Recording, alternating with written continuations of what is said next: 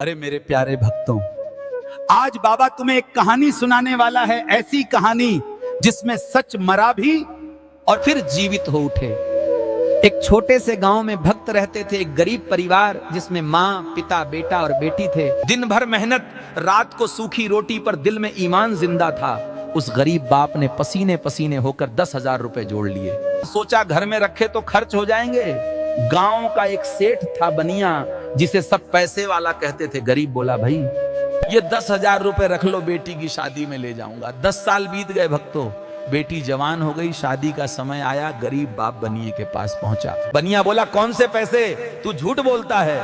और देखते ही देखते गरीब की पिटाई शुरू हो गई। फिर गांव में पंचायत बैठी। गरीब बोला, मैंने 10,000 रुपए दिए थे। बनिया हंसा और बोला, कसम खा।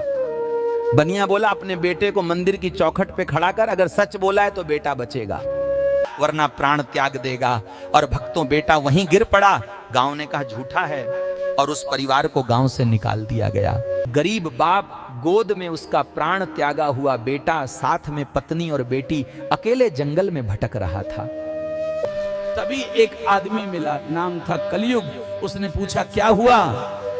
और गरीब ने सारी कहानी सुना दी। कलयुग बोला, फिर से पंचायत बुला 20 गांव की, पर इस बार कहना 10,000 रुपए नहीं, 10 लाख रुपए दिए थे। फिर से पंचायत बैठी, 20 गांव के लोग बैठे, मंदिर की चौखट, और वही गरीब बाप। गरीब बोला, मैंने 10 साल पहले 10 लाख रुपए दिए थे, अगर मेरा बेटा जिंदा हुआ तो सच है, वरना मैं गांव छोड़ दूंगा। जैसे ही कसम पूरी हुई, बेटा उठकर खड़ा हो गया। बनिया डर गया और चिल्लाया, अरे 10 लाख रुपए नहीं, सिर्फ 10,000 रुपए लिए थे। और उसी पल उसका झूठ पकड़ा गया। याद रखना भक्तों, भगवान के दरबार में देर होती है, अंधेर नहीं। सच दब सकता है पर मरता नहीं। अगर मेरी छोटी सी कहानी सही लगी तो वीडियो को लाइक, सब्सक्राइब जरूर करें।